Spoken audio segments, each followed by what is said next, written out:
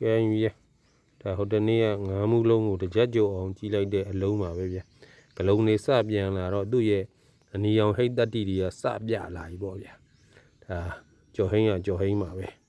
သူ့ရဲ့မူရင်းအရောင်ကပြန်ပေါ်လာတာပေါ့နော်သူစားလိုက်တဲ့မင်းလေးပါးတွေကိုလည်းဒါသူ့ရဲ့မူလအရောင်ဘက်ကိုဆွဲခေါ်ပြောင်းပြစ်တာပေါ့ဗျာဒါတလုံးသေးရင်ဒါအသေးမှန်လို့ရှိရင်ပြန်ကြီးရင်လည်းကြီးလို့ရတာဆိုတာဓာတ်တိုးဓာတ်ပွားခြင်းနီးလန်းနေဆိုတာဒီလိုနည်းပညာလေးတွေကိုဆိုလိုပါတယ်ဓာတ်ကိုတီစောလွန်နေသလားအာဘောညားနေသလားဒါတွေကစပထဝီဓာတ်တွေညားနေသလားဒါလေးတွေကစဓာ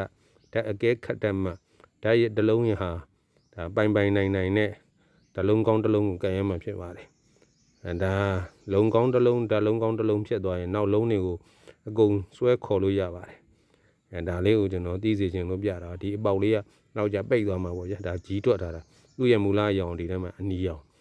နီးနေတဲ့ငန်းမှုလုံးကိုကျွန်တော်တကြက်ဖြစ်အောင်မင်းလေးပါးတွေကျွေးလိုက်တာပေါ့ဗျာနန်သက်သွန်းလိုက်တာပေါ့ပြောလိုက်ရင်တော့ရုပ်နဲ့နန်နှစ်ပါးတွဲမှာဓာတ်ဆိုတာကအသက်ရှင်တာဟုတ်သေသွားတဲ့လူဘာမှခိုင်းမရလို့ရှင်တဲ့သူလည်းကင်တွယ်တတ်ရင်ခိုင်းရတာပေါ့ဗျာထိုနည်း၎င်းပဲဒီသေသွားတဲ့ဓာတ်ကဘာမှလှုပ်လို့မရသေးဘူးအဲ့ဒါကိုမှသူကရှင်သွားအောင်နန်သက်သွန်းကြရတယ်လို့ခေါ်တယ်ဒါမှခိုင်းတတ်ရင်ခိုင်းလို့ရတာပေါ့ဗျာကြိုက်ရလန်သွားလို့ရတော့တာပေါ့ဒီမှာလဲကြီးတွေထွက်ထားတာတိုးတော်ညာလဲသူ့ရဲ့နှကန်းလေးတွေမှာကြီးလိုက်ဒါလုံးလာပြီးတော့အနီရောင်ဟိတ်တွေကမူလအရောင်ကပြန်ပေါ်လာတာပါပဲဗျာကျေးဇူးတင်ပါတယ်နတ်လူတတ္တဝါအားလုံးဘေးရန်ကြောင်းကြဆင်းရဲကင်း၍ကိုစိတ်နှဖျားကျမ်းမာကြပါစေချမ်းသာကြပါစေဗျာကောင်းကျိုးလိုရစန္ဒပြေဝကြပါစေဗျာ